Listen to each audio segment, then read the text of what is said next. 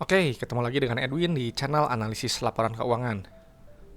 Untuk kali ini saya mau bahas Arwana Citra Mulya. Ya, ini kita lihat nih kinerjanya bagus nggak berdasarkan laporan keuangan 2025 Q3-nya dari sudut pandang saya. Oke, kita langsung aja masuk ke analisis ya.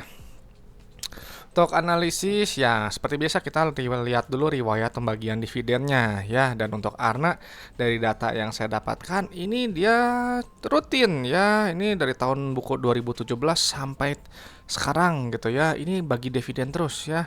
Baik sekali perusahaan ini gitu ya. Jadi ada nilai tambah yang dihasilkan perusahaan untuk kita pemegang sahamnya ya. Ini IPO 2001 ya, baru mulai rutin 2007. Oke lah, masih oke gitu. Cuman nggak masalah gitu kan, namanya juga perusahaan pasti berprogres ya. Buat saya kita harus lihat gitu ya pembagian dividen. Kenapa? Karena perusahaan yang bagi dividen itu adalah perusahaan yang memang sudah terbukti profit dari bisnisnya. Ya, jadi kalau perusahaan nggak bagi dividen gitu ya, ya bisa jadi perusahaan tersebut cuma untung di atas kertas saja, atau ada masalah sama bisnisnya, atau cuma memperkaya owner perusahaannya aja yang biasanya merangkap sebagai komisaris dan direksi. Ya, jadi buat saya sih yang terpenting 3 tahun ke belakang aja bagi dividen ya, artinya dia udah stabil bisnisnya. Jadi ini layak untuk dilihat lebih lanjut ya buat saya. Ini apa perusahaannya kalau nggak salah memang jualan keramik ya gitu, untuk produk perlengkapan bangunan ya. Oke, zoom dulu. Ya, yang pertama kita cek satuannya ini rupiah ya. Kalau satuannya rupiah penuh berarti angkanya bakal banyak seperti ini. Sekarang kita cek yang pertama itu adalah kasta kas. Ya, selalu kita lihat kasta kas. Kenapa? Karena kasta kas ini adalah jumlah uang yang ada di dalam dompet perusahaan. Ya, jadi uang kas ini punya fungsi untuk bayar operasional, ekspansi, usaha, dan juga untuk bayar pinjaman ke bank. Jadi nilainya nggak boleh terlalu sedikit. Ya harus cukup, karena kalau enggak nanti bisa jadi operasional yang terganggu atau mungkin ketiganya. Ya, dan untuk posisi kasta kasnya ini terlihat melemah ya, melemah dari sebelum 391 miliar sekarang jadi 236 miliar gitu. Cuma nanti kita detailnya cek di laporan arus kas ya. Selanjutnya cek ke bagian ekuitas ya, coba di zoom dulu sedikit. Cut, cut. Nah, oke. Langsung pilih saldo laba ya, yang ini nilainya gitu. Oke, ini kita pindahkan dulu. Ya, ini menarik ya, sebentar.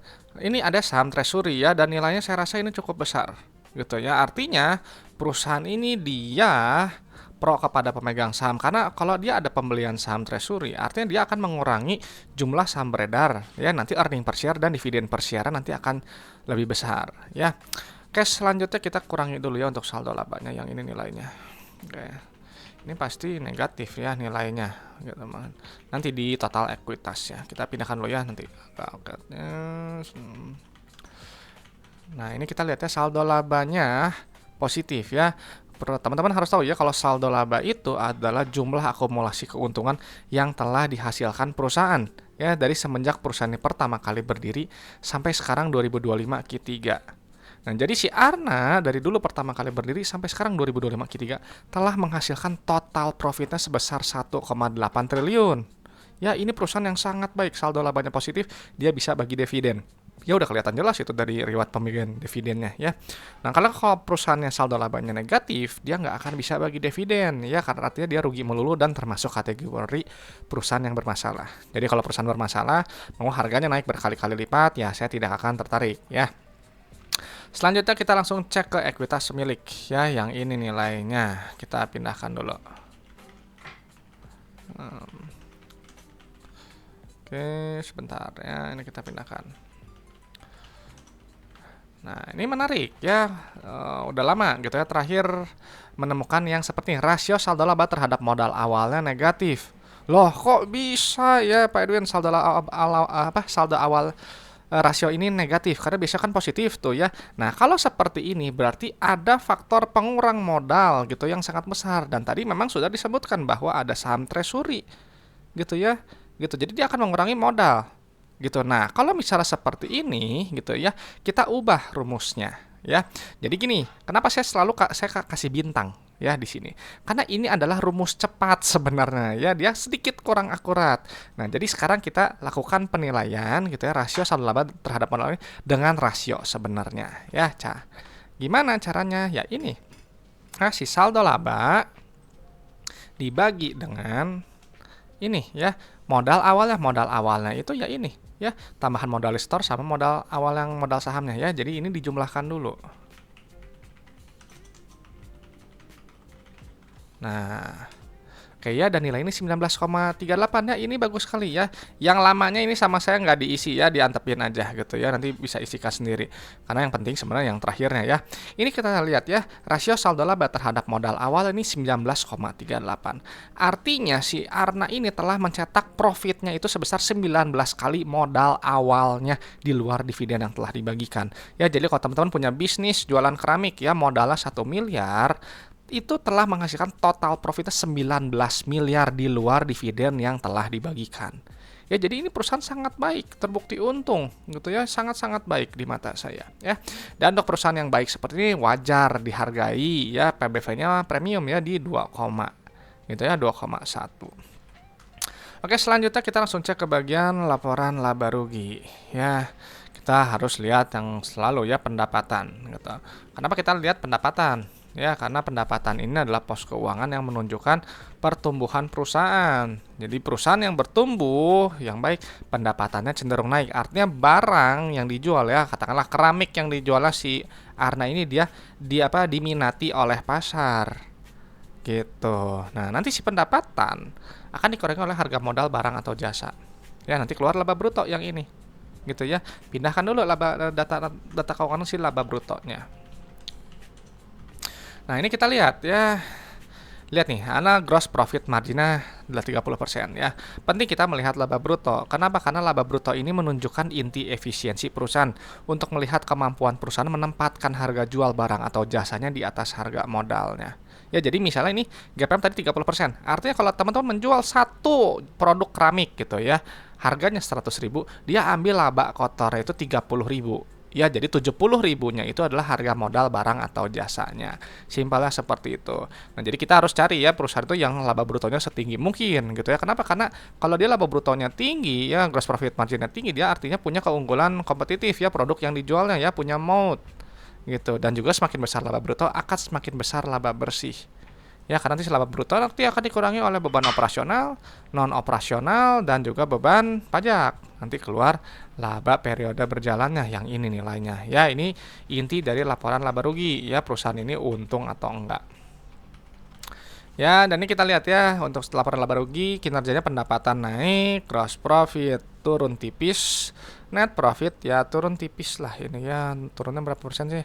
Ya cuma 4,35 ya, terus menurut saya sih tipis sekali ya, nggak signifikan. Dan menariknya ya untuk si Arna ini memang secara PER dia udah di bawah 10 ya, tepatnya di 9,5 gitu. Cuman kembali untuk masalah valuasi penilaian itu kembali lagi ya ke selera teman-teman, apakah masih murah atau mahal. Selanjutnya kita langsung cek ke laporan arus kas ya. Ini kita cek dulu penerimaan kas dari pelanggan yang ini nilainya ya. Kenapa kita harus lihat ya penerimaan kas dari pelanggan? Karena dia ini berbeda dengan pendapatan. Kalau pendapatan dia sifatnya akrual ya, cuma dicatat di atas kertas aja gitu. Simpelnya seperti itu. Tapi kalau penerimaan kas, dia menghitung jumlah uang yang customer bayar gitu, yang pelanggannya bayar itu kepada perusahaan.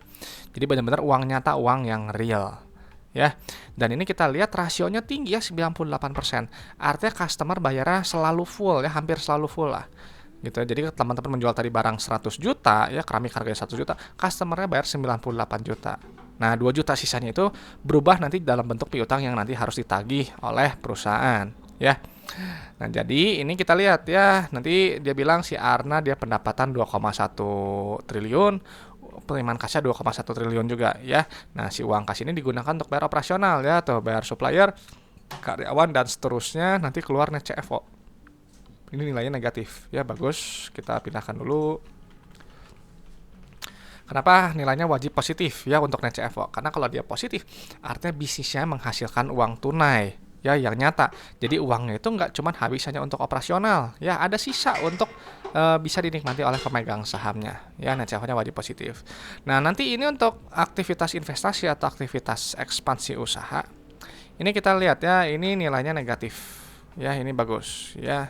Jadi kita cari yang seperti ini gitu. Artinya perusahaan berusaha untuk berekspansi ya, semakin lama semakin besar, atau dia memelihara aset tetapnya tuh ya, pembelian aset tetap ya, capex ini lihat aja ya detailnya. di catatan atas laporan keuangannya ya. Tadi ada yang terlewat sedikit ya. Jadi ini penerimaan kas naik, net CFO-nya juga naik baik, CFI-nya juga dia ekspansi yang sekarang dia lebih agresif dibandingkan dengan periode sebelumnya ya. Lalu untuk aktivitas pendanaannya ya, ini kita langsung lihat dulu saham-nya. Sahamnya ini nilainya negatif ya, artinya perusahaan berusaha untuk melunasi pinjamannya ya. Jadi kalau nilainya positif tuh dia ambil pinjaman ya. Kalau ambil pinjaman berarti kan ada bunga yang harus dibayar ya. Kalau pelunasan dia nilai negatif, bayar dividen nilai negatif ya. Jadi carilah yang nilai negatif gitu. Dan ini kita lihat ya, pola arus kasnya dia plus min min dan ada penurunan kas setara kas ya. Cuman ingat, ini pembayaran dividen kas ini 303 ya, ini 155. Jadi kalau misalnya kita lakukan koreksi dividen, ini ada kenaikan kas setara kas gitu. Dan perusahaan ini dia baik sekali. Kenapa? Dia nggak mau menyimpan posisi kas itu terlalu besar ya. Jadi selalu saya sampaikan buat kas yang besar gitu ya, uang kas yang besar itu bisa dinikmati oleh kita pemegang sahamnya dengan cara apa ya, bagi dividen ya lebih besar lebih sering gitu ya, atau ekspansi usaha, atau bayar pinjaman yang masih ada ya supaya beban bunganya ringan, atau buyback saham aja tadi ya, beli saham treasury gitu ya. Jadi memang keempat hal tersebut nanti akan memperkaya kita pemegang sahamnya ya. Jadi sebenarnya polanya ini plus min min dan ada kenaikan kas setara kas ya, ini baik sekali ya. Ini sebelumnya juga sama ya, jadi ini sehat sekali ini secara operasi arus kasnya ya, cash flow-nya sangat-sangat sehat.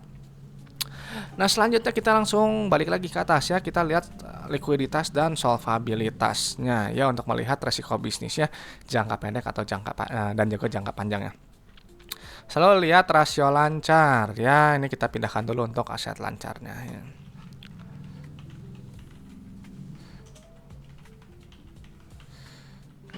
Kita pindahkan dulu ya yang ini.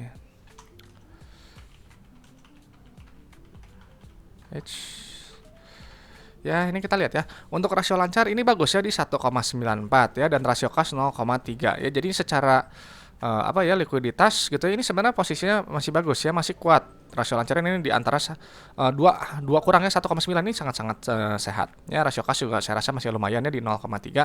Tapi ingat ya, nggak bisa kita melihat ini hanya bagian ini aja, nggak bisa. Kita harus lihat juga dari si laporan arus kasnya, ini kan sangat baik ya, pelunasannya lancar gitu, baik. Jadi ini juga mendukung si laporan arus kasnya, jadi sangat saling berkaitan. Nah lalu spesifiknya kita lihat untuk short term debt-nya, utang bank jangan ya, berarti yang ini aja ya, ambilnya utang bank yang ini aja. Kita pindahkan dulu ya. Nah ini sama ini ya. Nah untuk utang bank ini rasio kas terhadap utang bank jangka pendeknya ini bagusnya di 2,6. Jadi ibarat ya, teman-teman punya di dompet kan uangnya 230 miliar nih, uang utangnya 90 miliar ya, 90 lunasi aja langsung ya kan, jadi aman. Jadi ini rendah resiko untuk jangka pendek gitu ya, nggak ada kemungkinan untuk dia gagal bayar utang gitu. Lalu untuk jangka panjangnya kita ya secara umum kita biasanya lihat DER-nya dulu ya, dari yang paling sederhana ya, pindahkan dulu. Nah untuk debt to equity ratio ini sehat ya, di bawah 1 ya, di 0,42. Nah, tapi kita cek juga nih untuk yang jangka panjangnya ya, long term debt-nya ini nggak ada utang bank jangka panjang ya, jadi 0 ya. Jadi ini kita lihat ya, jadi memang untuk jangka panjang ini ya rendah resiko, jangka pendek juga saya rasa rendah resiko ya. Dan ada yang juga ada, kalau kita lihat debt-nya ini turun ya, dari sebelumnya 105 miliar sekarang jadi 90 miliar ya. Jadi saya rasa sih karena rendah resiko ya, bisnisnya juga arus kas juga sangat-sangat baik ya, sangat-sangat sehat. Oke, jadi udah kita pindahin data-data ke keuangannya. Jadi untuk Arna, menurut saya ya ini perusahaan yang sangat baik ya, track record membayar dividen yang jelas 3 tahun ke belakang bagi dividen. Ini adalah perusahaan yang stabil ya, ada nilai tambah untuk pemegang sahamnya, dan juga saldo labanya positif ya, sangat baik ya, telah menghasilkan profit 19 kali modal awalnya gitu ya. Dan memang untuk perusahaan yang baik seperti ini ya wajar ya, premium, harganya PBV-nya di 2,1, PR-nya tapi cukup murah ya, ternyata di bawah 10 di 9,57. Pola arus kas sangat baik ya, tadi udah disampaikan plus min min, dan ada kenaikan kas setara kas dengan koreksi dividen. Dan secara untuk likuiditas dan solvabilitas untuk resiko bisnis jangka pendek jangka panjang, menurut saya ini rendah resiko ya, jadi aman gitu. Tinggal masalah harga aja, apakah masih murah atau enggak menurut teman-teman ya, cocok-cocokan aja, silahkan dinilai lebih lanjut aja. Oke teman-teman, coba nih kasih pendapatnya di kolom komentar ya, si Arna ini baik atau enggak ya perusahaannya. Oke teman-teman, dan harus tahu ya kalau analisis laporan keuangan itu hanyalah sebagian kecil dari fundamental, hanya menilai kinerja masa lalu sampai 2025 Q3. Jadi untuk Q4 sekarang berjalan, tahun-tahun ke depan gimana gitu ya. Silahkan ya teman-teman analisis lebih lanjut ya, proyeksikan sendiri apakah masih baik atau tidak ya. Dan selalu saya sampaikan bahwa kita hanya bahas ya laporan keuangan gitu ya, tepatnya bahas kinerja berdasarkan laporan keuangannya yang ada ya. Jadi untuk masalah harga gitu ya, pergerakan harga jangka pendeknya besok gimana gitu ya, atau lusa gimana harga naik atau turun, saya nggak bahas itu. Ya silahkan hitung sendiri aja ya, lakukan analisis sendiri aja. Oke teman-teman, itu aja yang bisa saya sampaikan ya, sharing saya untuk Arna gitu ya. Dan kalau ada pertanyaan, ada request saham, tuh langsung aja tulis di kolom komentar supaya nanti saya respon, saya jadwalin ya untuk yang request. Oke teman-teman, terima kasih sudah menyimak ya. Semoga sharing dari saya ini bermanfaat dan juga bisa memperkaya pandangan teman-teman dalam menilai suatu perusahaan. Saya Edwin dari channel Analisis Laporan Keuangan. Sampai jumpa di video-video berikutnya.